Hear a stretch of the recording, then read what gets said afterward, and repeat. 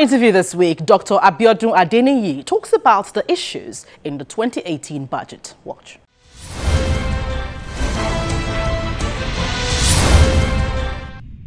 Dr. Adeniyi, welcome to the program. Thanks a lot for having me on.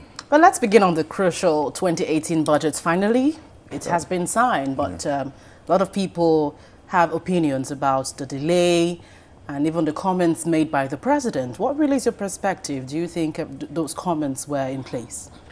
Well, like you said, it's a relief in the first instance that we finally have had the budget signed after 7 months. 7 months after presentation, that is, you know. But it's slightly disappointing as well that the kind of rigmarole between the executive and the legislature, you know, has not been resolved, you know, even with the signing of the budget. The president, because is dissatisfied with aspects of it, has said he's going to send a supplementary budget, which means that, you know, there's a crisis of confidence between his perception of the budget and how the National Assembly forwarded it. Okay, I thought that all these things, all these back and forth, should have been sorted out before it got to the stage of signing. You know, don't forget that the budget is a critical element in the life of a nation. And there's an extent to which you can continue, I mean, to take this back and forth, you know. 7 months is a long time for all these disagreements to have been resolved. And for us to be continuing the tension, even after the so-called signing, it's not really good enough for the economy. We've called it a budget of consolidation, and the budget ordinarily is supposed to galvanize the process for government and to provide utilities and infrastructures, okay, for the generality of the populace. But if we cannot resolve it at a reasonable time, of course, the economy cannot be stimulated. And at the end of the day, it's going to affect guests for development. So we have 9.1 trillion, and there's even more coming. The president wants to come up with a supplementary Absolutely. list. So we're just wondering, what is the deficit going to look like? 9.1 trillion budget is very ambitious. Yes. It's quite all right. Government is probably well-meaning to have proposed that, you know. Well, the legislature, government as a whole anyway, the executive didn't propose up to 9.1 billion as it were. It was the legislator that jacked it up. Whatever the intention was, or whatever the intention is, we understand that they probably want to achieve some things that they felt some small amount of money wouldn't have achieved. And the ultimate aim is to stimulate the economy, to bring about multipliers so that we could have development. You know, so I'm not going to I'm not really concerned about the amount that is being proposed, but the thing is the process. You know, how long is it going to take us for us to agree, to get to a point? Now the president is talking about a supplementary budget. Okay? When that one goes to the National Assembly, there will be another round of back and forth. Do not forget that 2019 is already around the corner.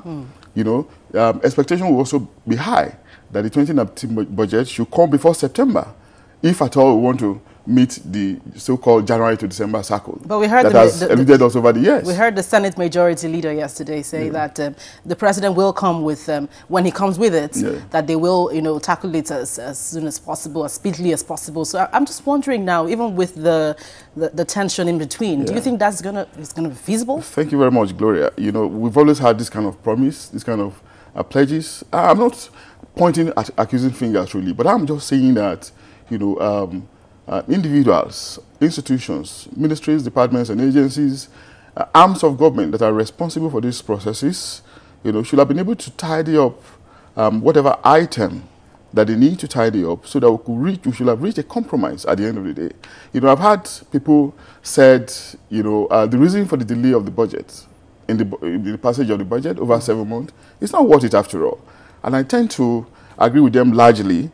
But of course, we have facts as well to prove that it's not just the legislator that should be blamed. Even the executive has its own fault, you know, because agencies delay in responding to queries from National Assembly or explanations from National Assembly. But what I'm saying really, it's overall, it's a problem of leadership. I mean, overall problem of the nation's leadership at every sector. We cannot identify only just one sector. I think we can do better, really. You know, these things, they can be more responsive. You know, this is so they will not take the populace that they are out to satisfy for granted. You know, this is now like our January instead of you know, we're seeing something different. Yeah. So what do you think that this setback, how deep in trouble are we? Because are we able to, I mean, accomplish all we really want to?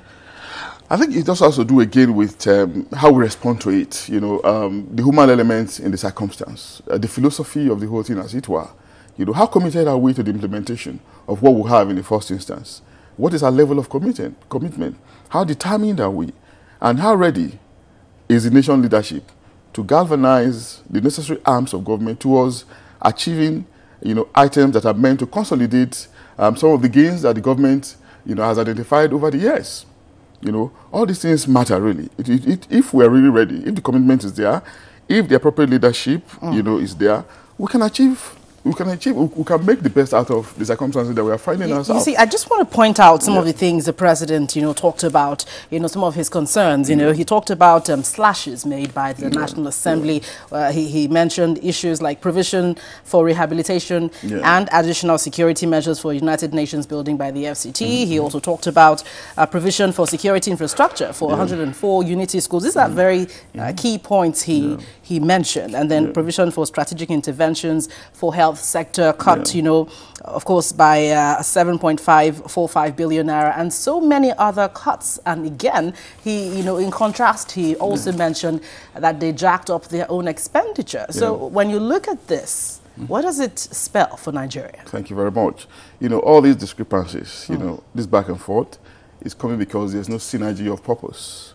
You see, there's no harmony of objective. If there was harmony, we would not have been having this level of misunderstanding between two important arms of government. Okay? The executive, they have their own wisdom. They make those proposals. It shouldn't have been off the cuff. You know, the president, we can say, was probably well advised to make those projections.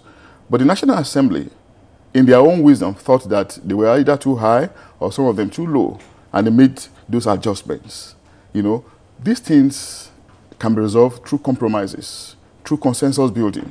Okay? If there was communication between the arms of government, we'll probably not even know about these disagreements. We'll not be so what all it tells us is that there's a gap in communication, and that gap has to be filled.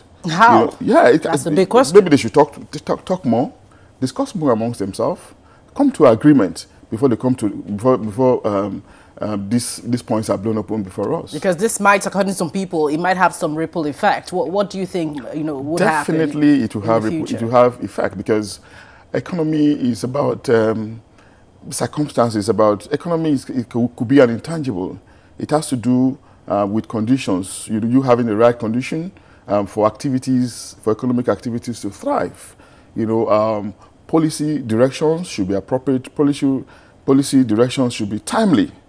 Okay, and appropriately considered. You know, if these things are not, if these pieces in the jigsaw of economic process, if they are not in place, it will affect what you expect at the end of the day. And what do you expect really? You expect growth, you expect development. Okay, you expect appropriate provision of utilities and facilities and infrastructures. You expect that the populace should have a sense of satisfaction, because the ultimate objective of all this arm of government is the satisfaction of the populace. But if there's a back and forth, if there's a rigmarole, I doubt it, Gloria, if we can get to our promised land. Now, the big question again is, what sort of impact do you see happening on the economy right now? We thrive on investments, okay, local and foreign investment. We thrive on them. But if they are not sure of our policy direction, they cannot bring their funds here. And even local investors will be afraid of doing some further investment. All right, Dr. Abiodun Adeniyi, thank you so much for coming on the program. Thanks a lot, Gloria, for having me. Thank you. It's a pleasure.